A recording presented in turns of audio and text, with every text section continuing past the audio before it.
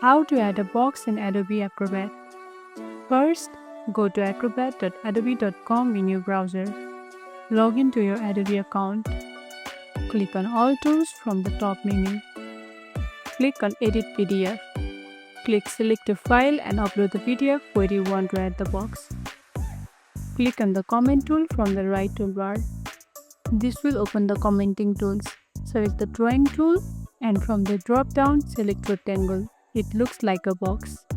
Click and drag on your PDF to draw the box. You can resize it by clicking and dragging the corners.